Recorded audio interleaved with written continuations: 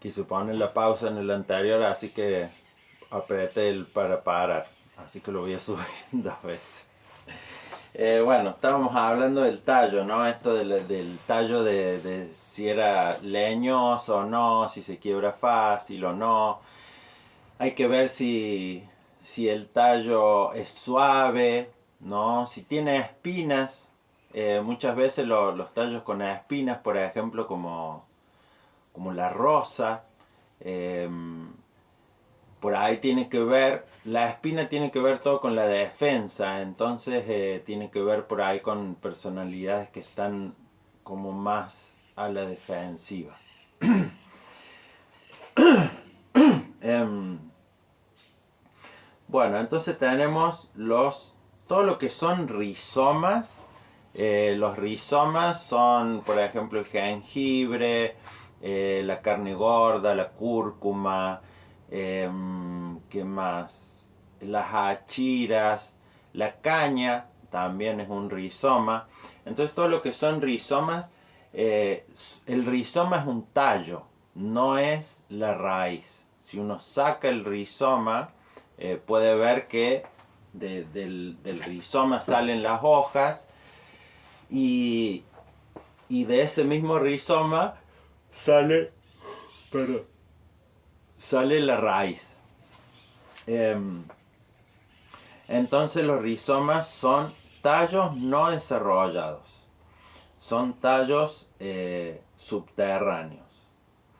Tienen bastante agua y, en estas analogías, digamos, tiene que ver más con personalidades que guardan mucho como emocionalmente. Porque bueno, los rizomas generalmente tienen abundante agua. Ahí cuando observamos el rizoma podemos ver si el rizoma es muy retorcido o no. Bueno, las diferentes características y todo eso nos dan como características sobre la personalidad, ¿no? Si tiene que ver por ahí con, no sé, un rizoma que está todo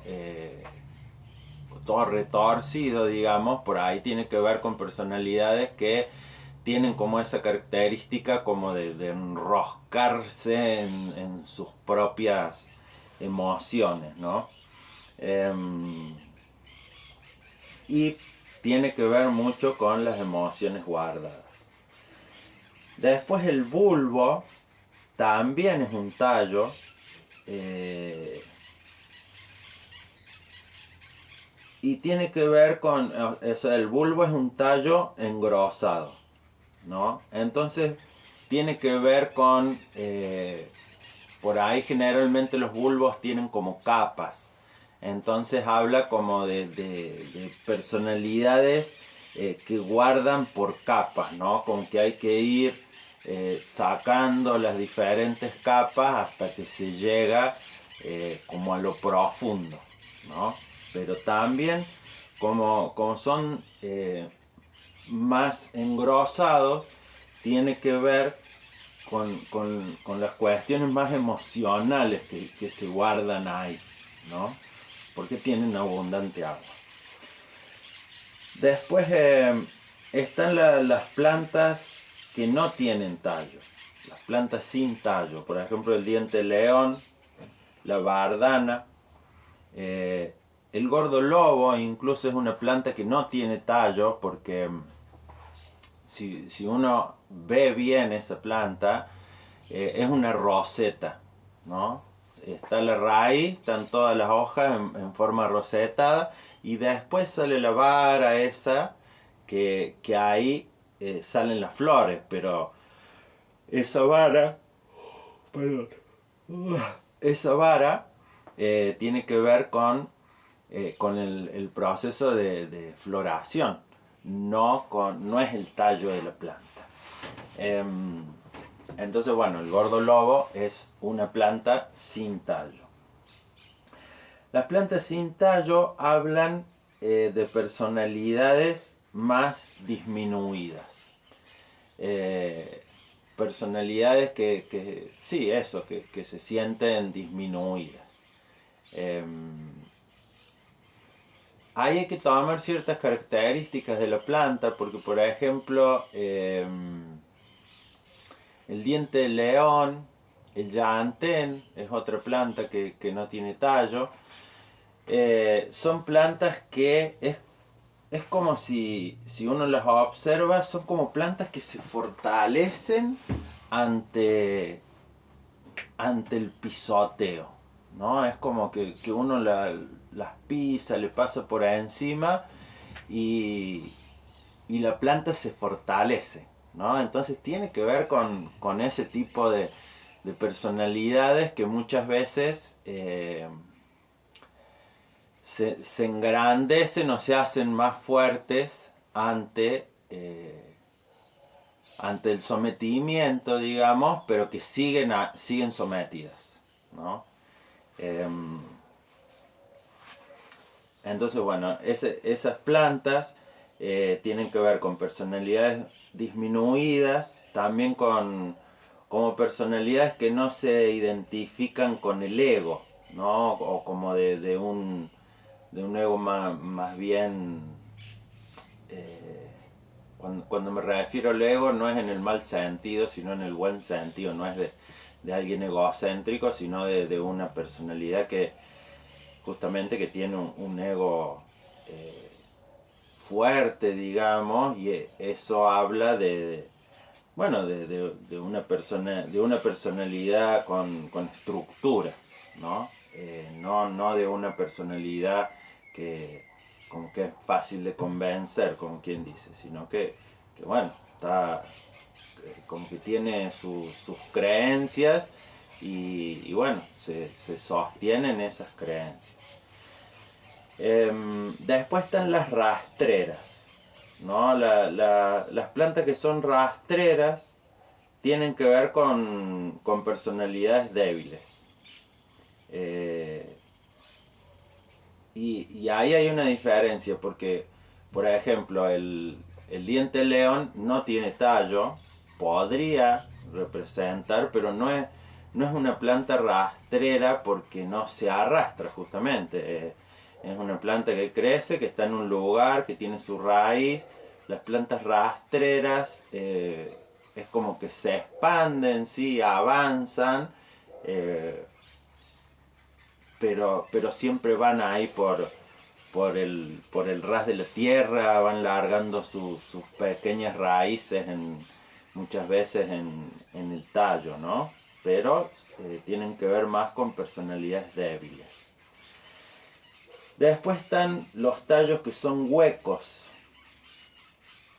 Los tallos que son huecos tienen que ver más con personalidad, sí, con una personalidad escasa o sin fortaleza. Por ahí muchas veces las plantas que tienen tallo hueco se quiebran muy fáciles, ¿no? Se quiebran muy fácil. Entonces, bueno, los tallos huecos tienen esa característica. Después tomamos las hojas, ¿no? Las hojas tienen que ver con el cómo me relaciono o cómo se relaciona la planta con el entorno, ¿no? Cómo se vincula con el mundo. Es con lo que hace la fotosíntesis, tiene que ver con la refrigeración de la planta. Y analógicamente es cómo la persona se relaciona con el exterior, o sea, los procesos vinculares. Tiene que ver con la captación de la realidad a través de la conciencia y el pensamiento.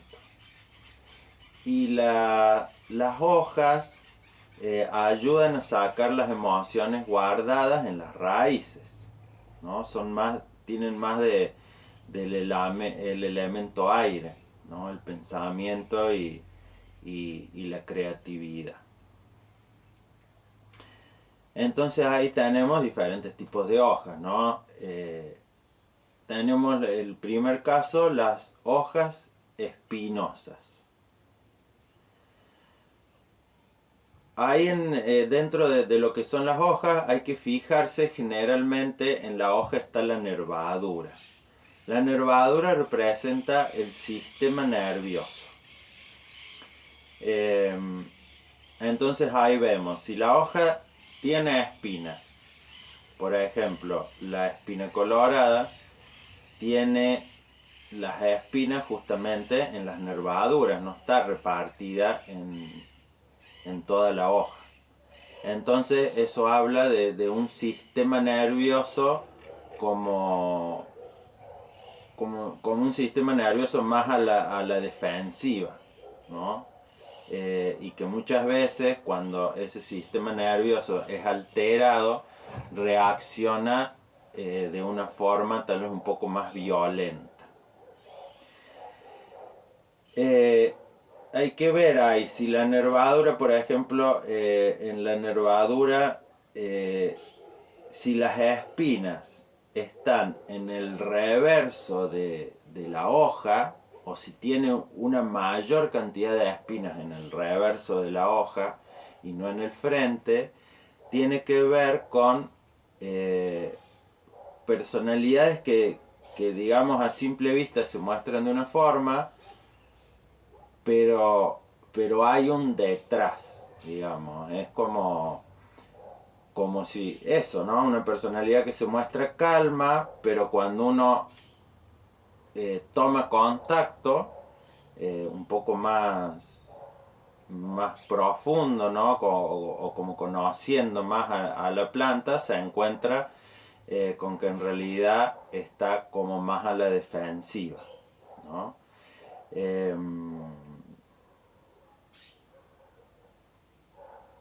Y esa por ahí, esa tiene que ver mucho la espina colorada, ¿no? La espina colorada generalmente trabaja con personalidades que esconden algo, ¿no? Que tienen algo ahí escondido y que eso que tienen escondido es como si uno lo ve o lo descubre, reaccionan de una forma agresiva y están más a la defensiva justamente porque tienen algo que esconder, digamos.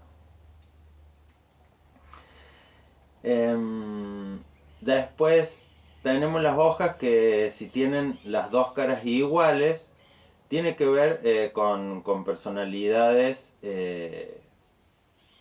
como que no esconden nada, ¿no? Como más cristalinas. Entonces, las hojas de dos caras iguales no esconden nada. Las hojas que no tienen las dos caras iguales, hay algo atrás.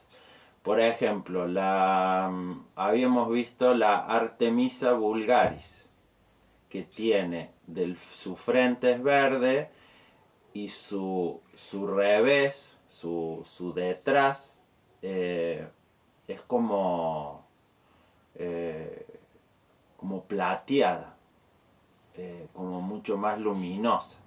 Entonces eso puede dar una característica de que, digamos, uno trabaja con personalidades que se muestran como más secas, digamos, pero cuando uno las conoce, digamos, ya más en profundidad, se muestran como muy luminosas, ¿no? Entonces eso puede ser para personas que digamos,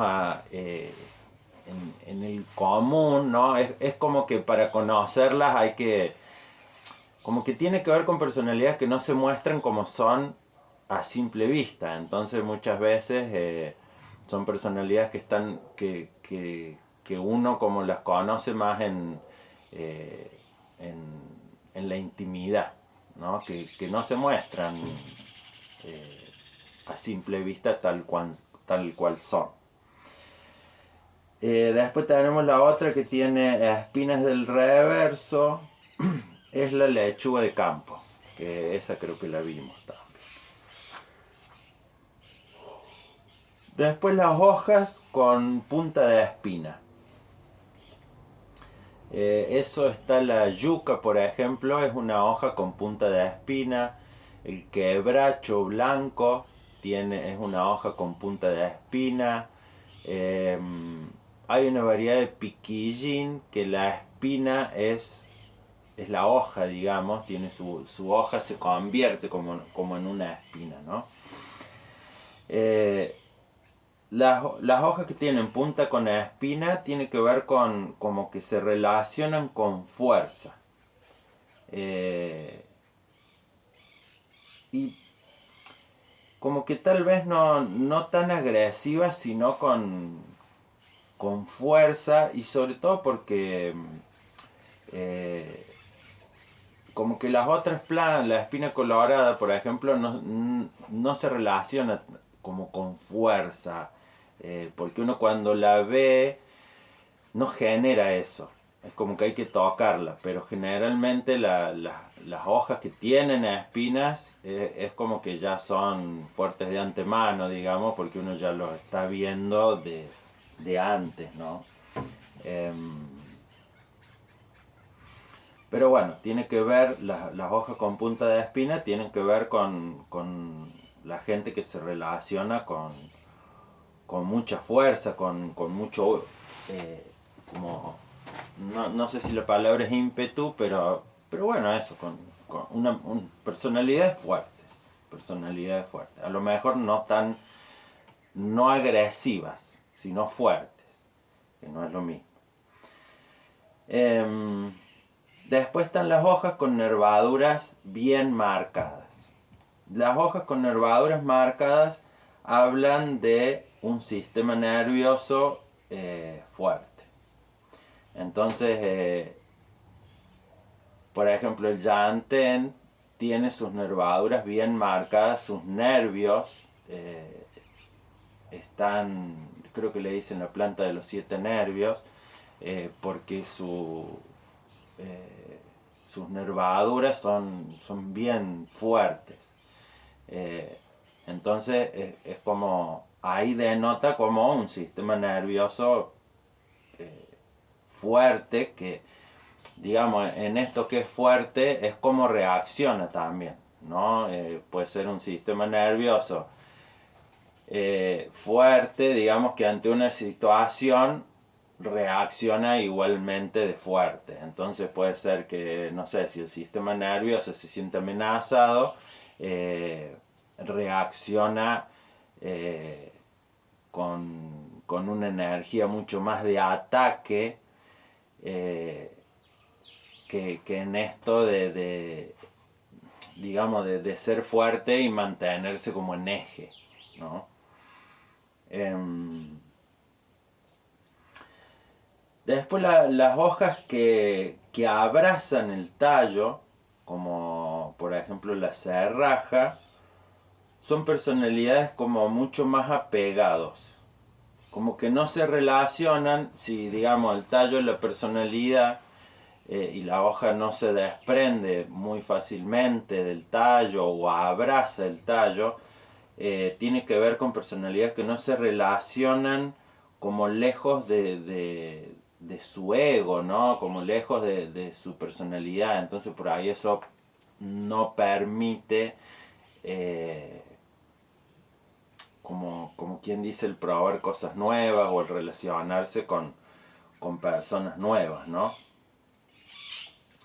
Y después las hojas que son más carnosas tienen que ver con personalidades que se relacionan mucho más desde su lado o que se relacionan de una forma mucho más emocional, porque tienen como más agua, ¿no?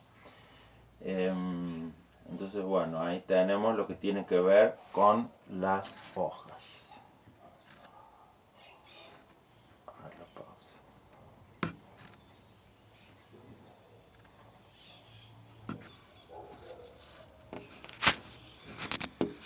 Voy a buscar abrigo porque estaba frío.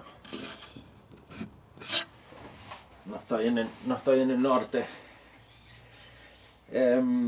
Bueno, entonces estábamos hablando las hojas carnosas, ¿no? Que tienen que ver con personalidades que se relacionan más desde su lado más emocional. Em, Después tenemos las flores, ¿no? Eh, las flores son la creación máxima de la planta. La creatividad que luego se materializa en fruto.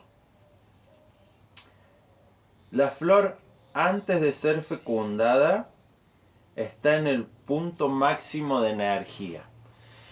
Entonces, si nosotros queremos preparar un elixir floral, siempre, esta información es muy bien válida para preparar los elixires. Entonces, primero hay que tomar, se dice que dentro de las flores hay que ver no las primeras flores, sino como, bueno, hay que estudiar toda la planta, a ver si da una flor o no, o cuánto, pero siempre hay que buscar el grado de mayor expresión de la flor, ¿no? De mayor apertura. La otra vez nombramos, o se nombró en la clase, que existe el reloj de Linneo, que ya lo voy a subir ahí en el grupo, que el reloj de Linneo expresa el horario de las flores. Entonces, se toma como, por ejemplo, creo que, o la que me acuerdo ahora, la caléndula es la flor que abre, que está en su apertura máxima al mediodía, alrededor de las 12 del mediodía. Entonces siempre hay que buscar el momento de mayor energía para preparar un elixir o para preparar cualquier macerado o cualquier preparación, ¿no? Después cuando uno observa una planta en todo su ciclo, por ejemplo la espina colorada, es como una planta que da flores durante un buen tiempo y da frutos. Entonces es como que se dice que las primeras flores tienen menos potencia, las últimas flores tienen menos potencia, o sea que hay que estudiar el ciclo de floración y preparar los elixires con las flores que están como más hacia la mitad del ciclo, ¿no? Y después, bueno, esto de que cuando la flor es fecundada,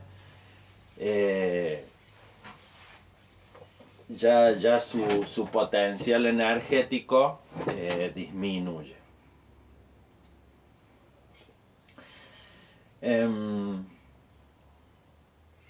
Después, analógicamente, la flor tiene que ver con la creación del pensamiento.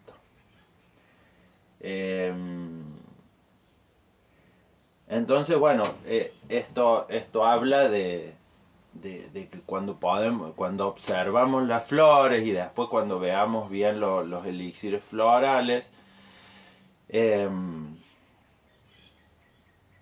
hay que tener en cuenta eso, que la flor, digamos, ayuda a la expresión de lo que pensamos, ¿no? Entonces es como si utilizamos flores que tienen como esta característica de poder enraizar, también son flores que ayudan como a enraizar ese pensamiento. Después hay que ver como el grado de materialización, como por ejemplo el diente de león, o cómo está compuesta la flor también, que me acabo de acordar. La flor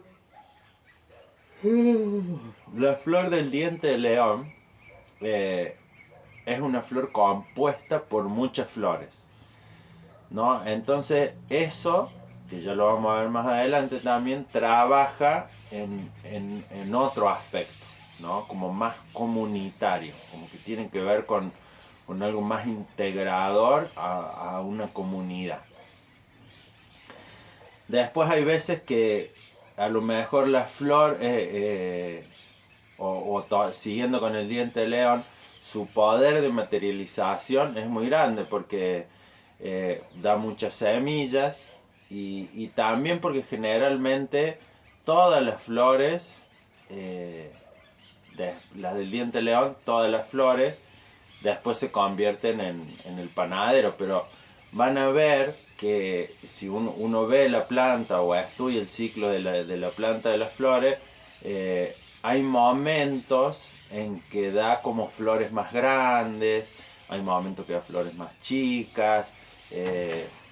Hay que, antes de como de preparar un elixir, hay que tomar como un estudio casi de toda una temporada de la planta, ¿no? Como estudiarla a lo largo del tiempo.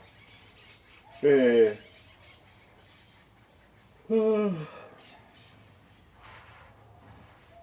Entonces ahí tenemos las flores tubulares.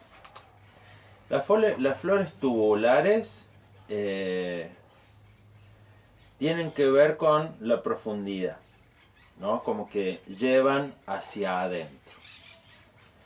Después, ahí hay que ver cómo es la característica de la planta, ¿no? Como por ejemplo la hipomea, la campanita, la hipomea violeta, eh, su color es violeta y el centro es blanco. Entonces, tomando esa característica, sabiendo que es tubular,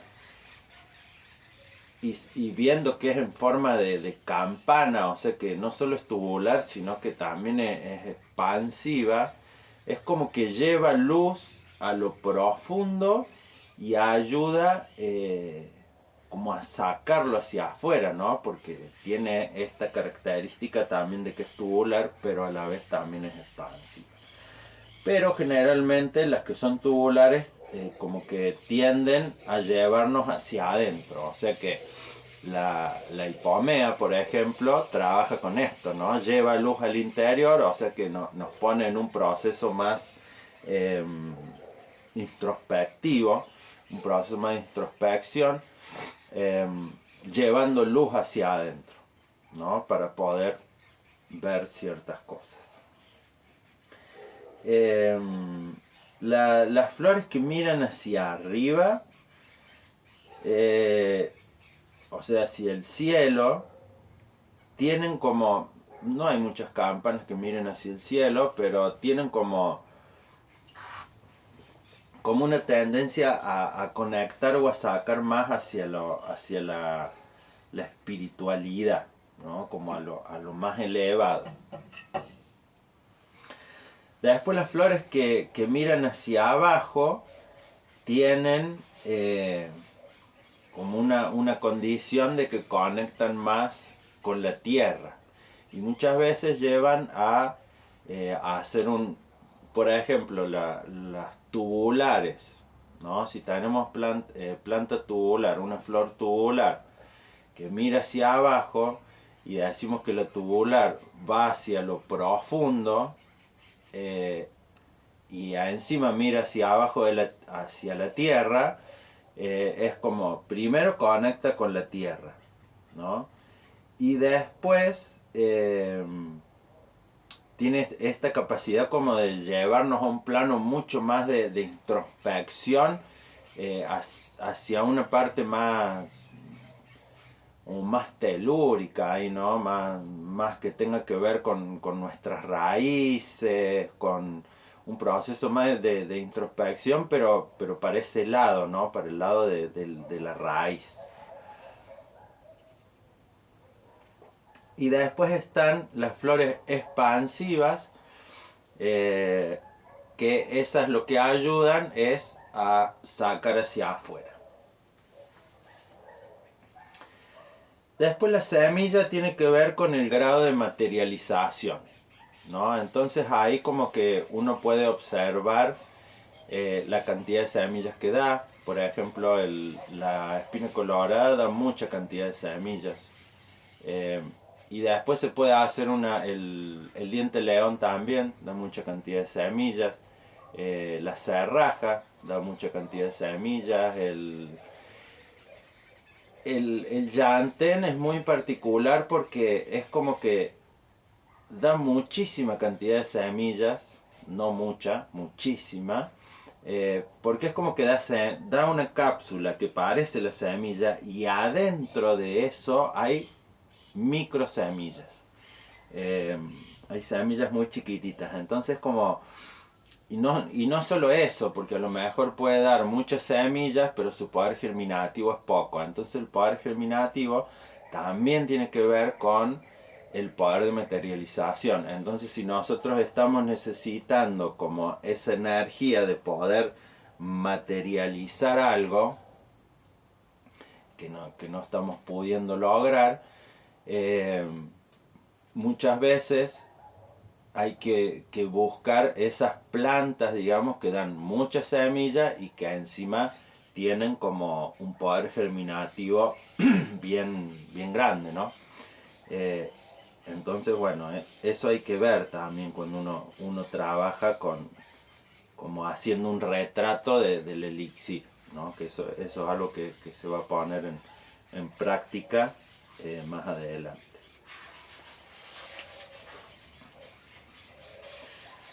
Bueno, después también tenemos los elementos, ¿no? Cada parte conecta con un elemento y tiene su correspondencia humana, como quien dice. Entonces tenemos el elemento tierra, tiene que ver con las raíces, ¿no? Y trabaja en su correspondencia humana o cómo nosotros lo podemos llevar hacia el lado de la personalidad para estudiar en qué trabaja una flor. Tiene que ver con lo inconsciente, ¿no? Con el inconsciente colectivo y con el inconsciente personal, ¿no? Y su elemento es la tierra. Después tenemos la combinación de tierra y agua. Ahí entran en juego los rizomas y los tallos que son los tallos subterráneos, ¿no? Los rizomas. Entonces, como en su correspondencia humana, tiene que ver con la parte oculta de la personalidad.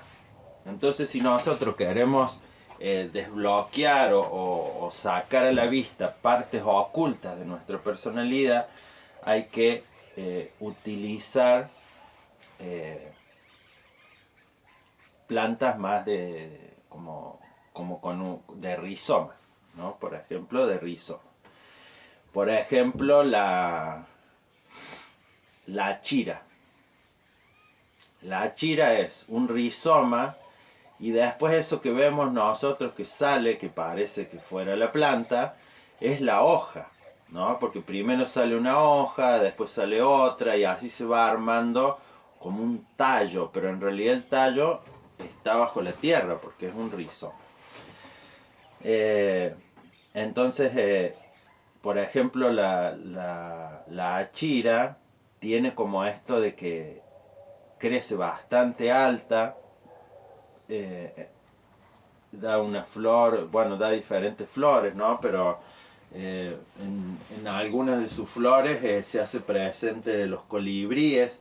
Entonces eso puede como hablar de sacar lo más profundo de la personalidad con amor. Y ahí tomamos en cuenta hasta eso, cuáles son los polinizadores que vienen a trabajar con esta planta, ¿no? Entonces, bueno, ahí podemos tomar en cuenta esas cositas, ¿no? Después el agua está más relacionado con el tallo, ¿no? Con el tallo, y que el tallo, como habíamos dicho, está más relacionado con la personalidad. Después el aire está más relacionado con las hojas y en cómo me relaciono con el mundo. El fuego está contenido en las flores y tiene que ver con las ideas creativas, o sea, con las ideas, con la creatividad, con los ideales, con la espiritualidad y con las aspiraciones. Y después está el elemento vida, que tiene que ver con los frutos, con la materialización de las ideas, de las aspiraciones y de los ideales, ¿no? Entonces ahí hay que ver, ¿no? cómo son estos frutos, ¿no? Cómo son sus características. Muchas veces los frutos son venenosos, son comestibles. Bueno, hay que ver ahí todas las... todo lo que se va representando, ¿no? Después tomamos, para seguir ahí como en el estudio de cuando uno hace un retrato de un elixir o está como investigando sobre las características de la personalidad de la planta, se puede tomar en cuenta los colores, o se debe tomar en cuenta los colores. Entonces, tomando que el color es una vibración y cada color tiene como su arquetipo, digamos, en cuando estamos generando como una... o trabajando con la creación de la personalidad de una planta o la investigación de la personalidad de la planta, entran muy en juego los arquetipos. Entonces tenemos el amarillo. El amarillo tiene que ver con la expansión, con la mente, como todo lo que irradia hacia afuera. Tiene que ver con la fuerza, es un color que tonifica las ondas mentales, concentra los rayos solares, trabaja en el plexo solar, en el aparato digestivo, tiene la condición de tonificar y calmar el sistema nervioso del plexo, conecta con la alegría, con el despertar intelectual y trabaja con los miedos también.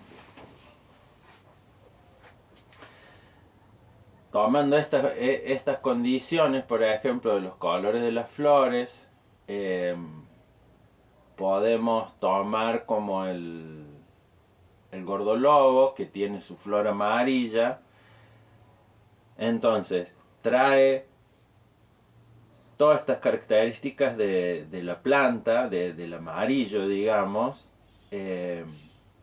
y está más relacionado con la comunicación, ¿no? Porque es una planta que trabaja más con la comunicación. Entonces irradia hacia afuera, trae fuerza, o sea que por ahí se puede utilizar para personas que se comunican como con mucha timidez, como quien dice, como para ponerle fuerza a la palabra.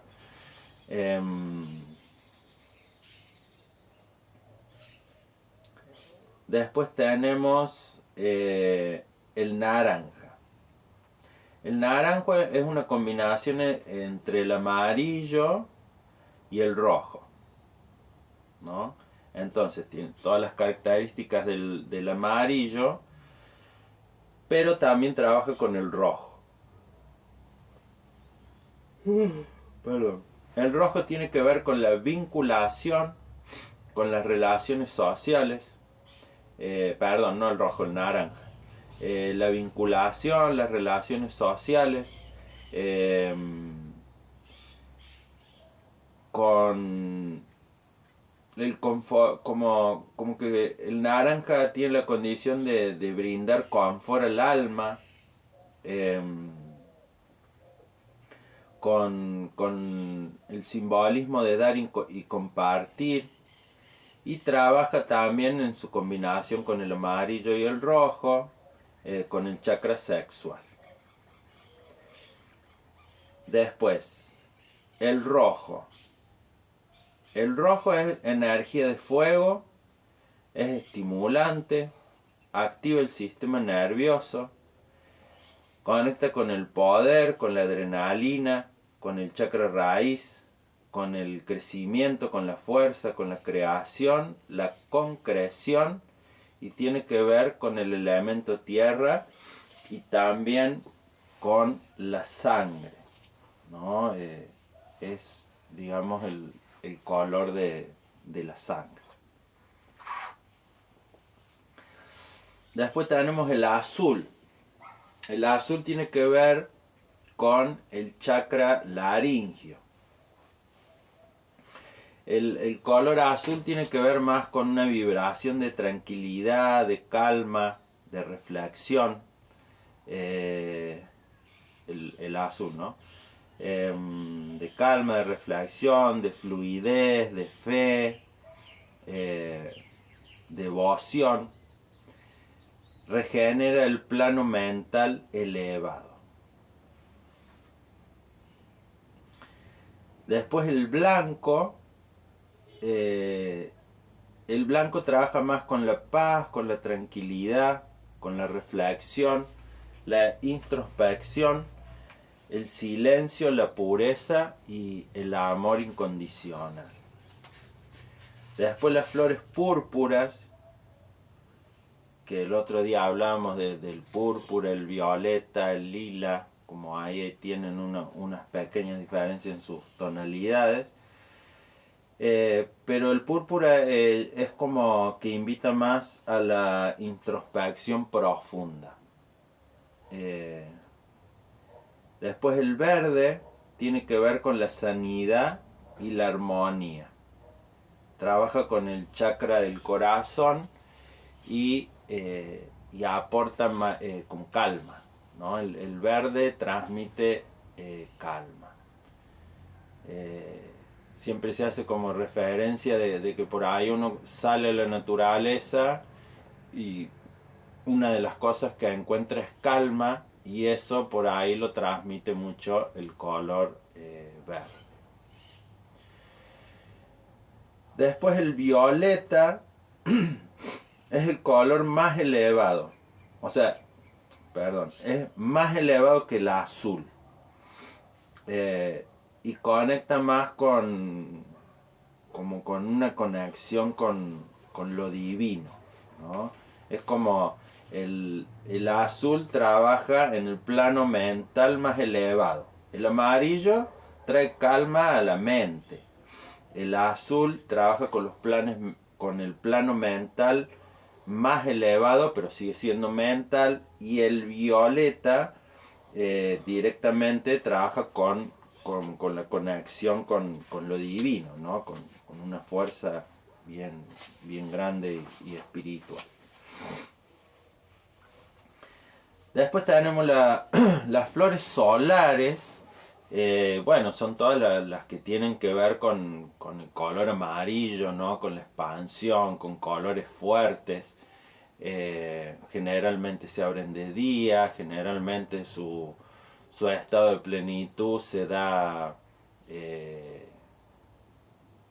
en horarios, digamos, en donde el sol está potente, y tiene toda la energía del sol, que es más bien estimulante. Después las flores lunares generalmente son blancas, trabajan más con la introspección, son plantas más como narcóticas. Generalmente están en lugares más acuosos, ¿no? Más húmedos, que tienen que ver con el agua, ¿no? Con los ríos. Y generalmente son más calmantes que estimulantes,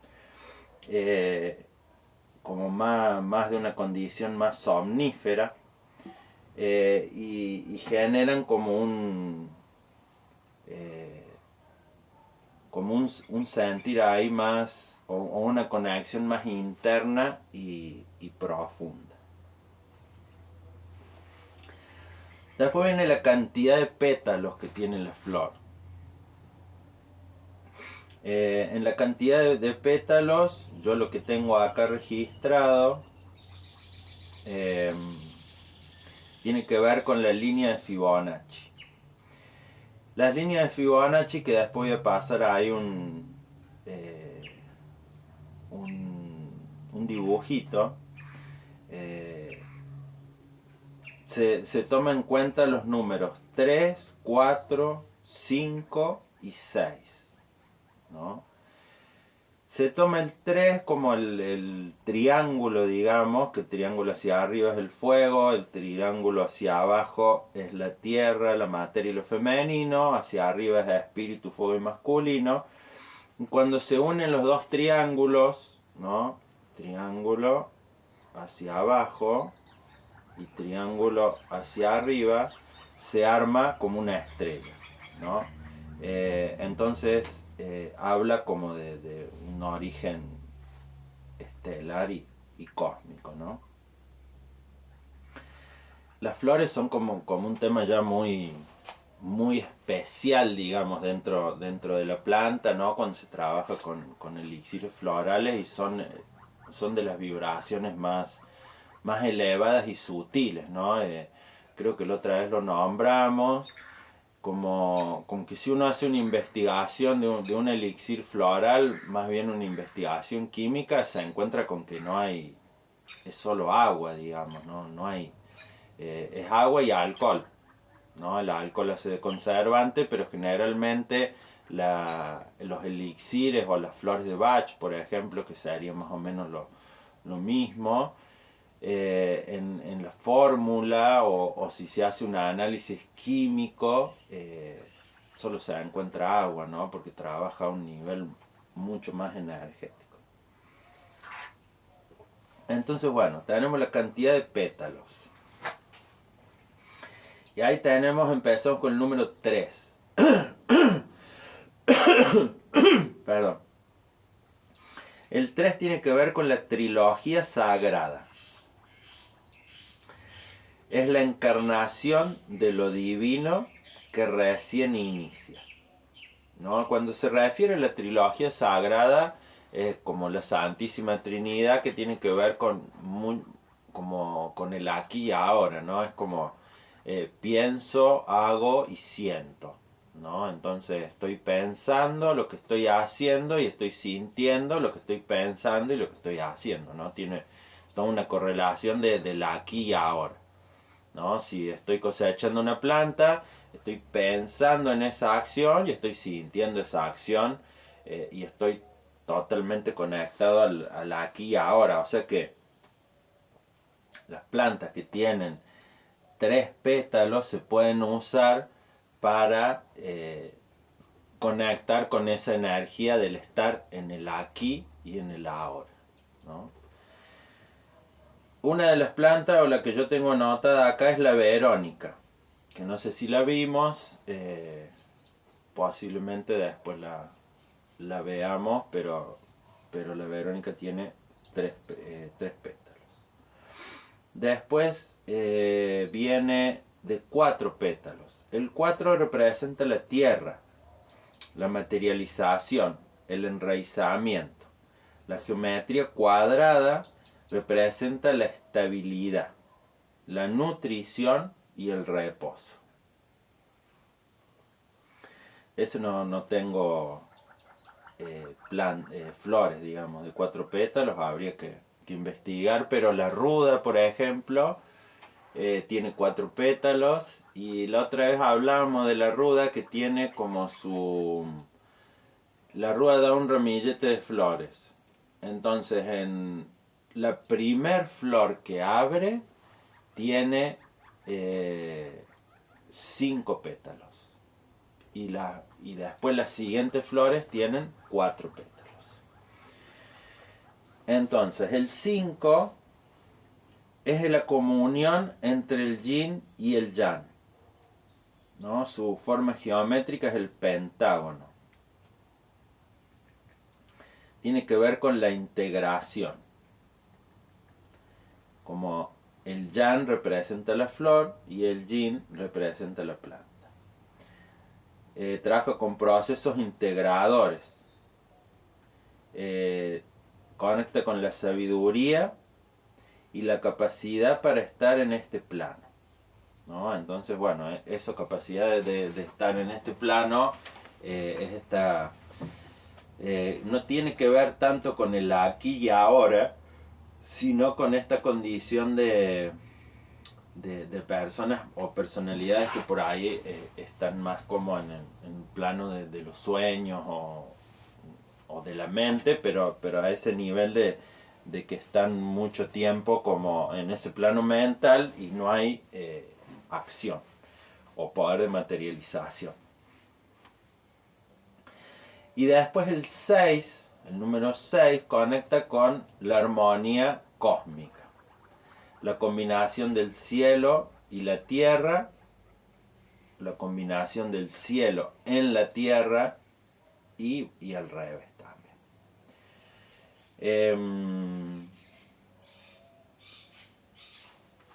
Y digamos ahí entran, en estos 6, entran el lirio y las orquídeas. Esa era la de las raíces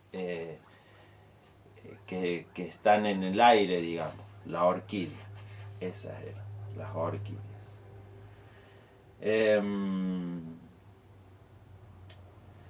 Después, bueno, está esto de estas tendencias, digamos, que uno puede aplicar con las plantas, ¿no? Como incorporar la misma energía para personalidades, por ejemplo, las rastreras. Uno puede trabajar con personalidades que son, como dijimos, muy... a ver, ¿cómo era que decía? Personalidades débiles, ¿no? Que vas más por ahí abajo, pero a la vez también se puede, porque tiene esto de esta condición de incorporar la misma energía. Entonces para personalidades débiles se usan plantas, por ejemplo, más rastreras, pero la flor, y también se pueden utilizar para trabajar como la faceta más de humildad, ¿no? Para personalidades por ahí muy soberbias, ¿no? Después la sexualidad y la reproducción de las flores. Eso tiene que ver con, bueno, ahí se puede como tomar esa energía, ¿no? Si es una flor femenina, trabaja más lo femenino. Si es una flor masculina, trabaja más la energía masculina. Si es por quién es polinizada, ¿no? No es lo mismo que sea polinizada por un colibrí, por una abeja, por un abejorro, por, no sé, algún otro insecto.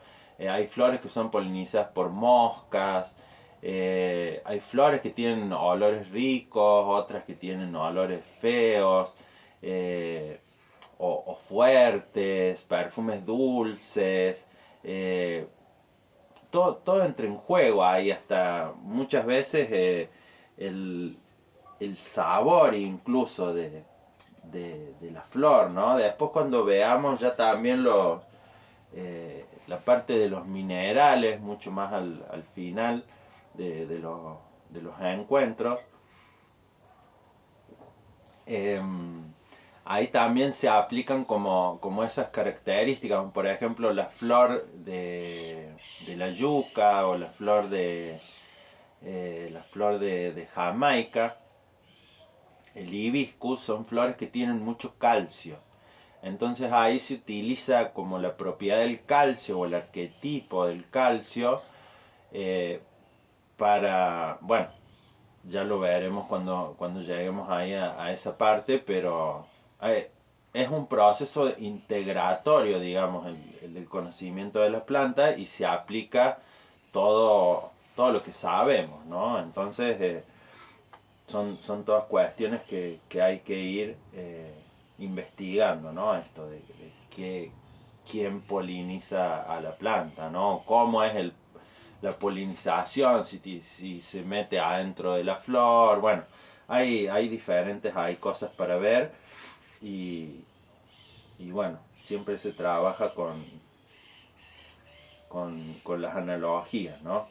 Después cuando conectamos ahí o trabajamos sobre el retrato del elixir, que nos da una aproximación a lo que trabaja la planta, que fue algo de lo que vimos el otro día, que creo que Gaby subió la foto de una planta y en base a eso se fue armando ahí algo. Eso tiene que ver con el retrato de un elixir, ¿no? Investigar cómo es la raíz de la planta, cómo es el tallo, cómo es la flor, de qué color es, cuántos pétalos tiene.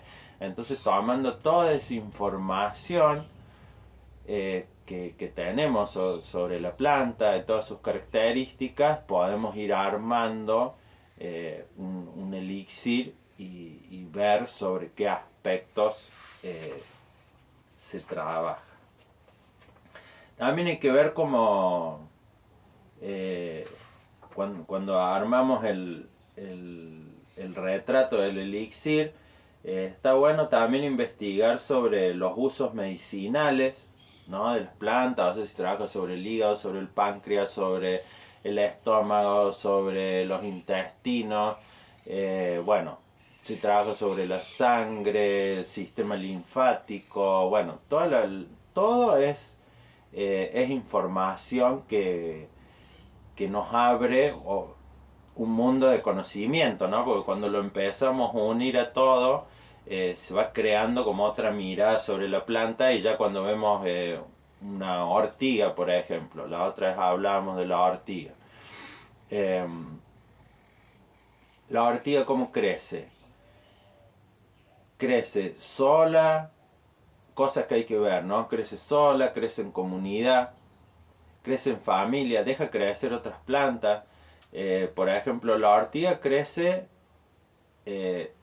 como en familia, ¿no? Es como que nace una planta, una ortiga, y después alrededor de esa planta se van generando más ortigas. Entonces trabaja directamente sobre el clan familia, ¿no? La ortiga tiene la condición de purificar la sangre, ¿no? Entonces trabaja sobre la sangre. Y la sangre representa también el clan familiar, ¿no?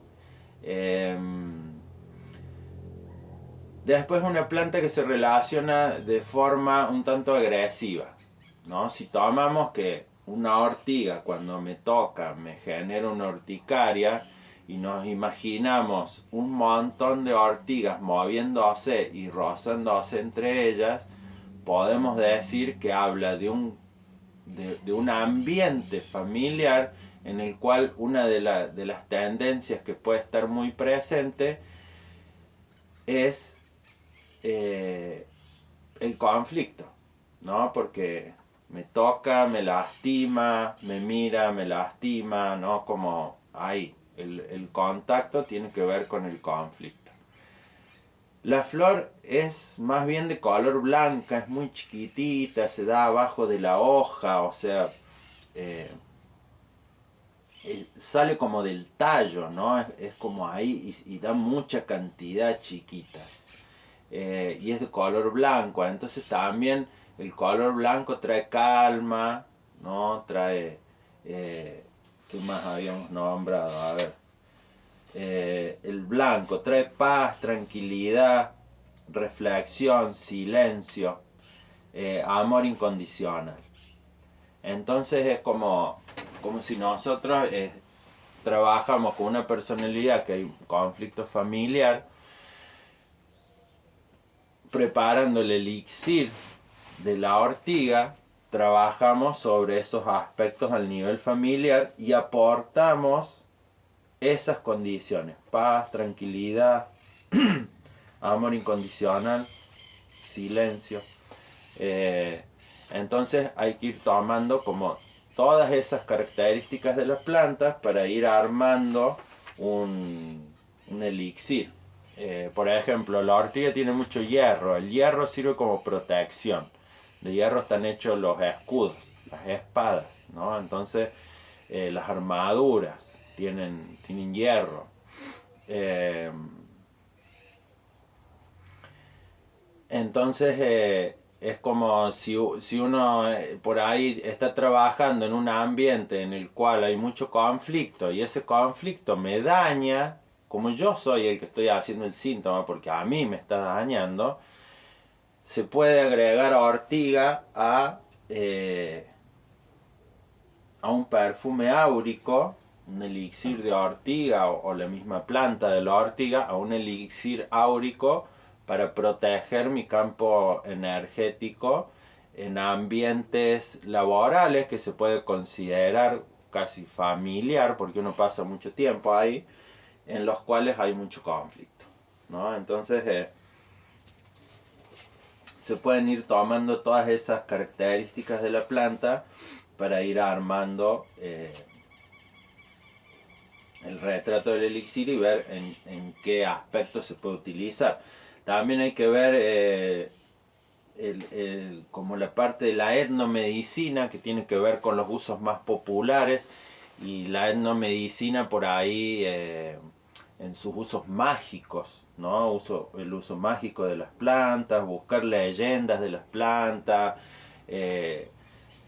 bueno, toda la información que uno pueda obtener de una planta hace al proceso integratorio de para qué va a servir la planta. Entonces ahí tenemos que la ortiga no solo purifica la sangre, sino que trabaja en todos estos aspectos que se nombraron. Entonces ahí es mucho más grande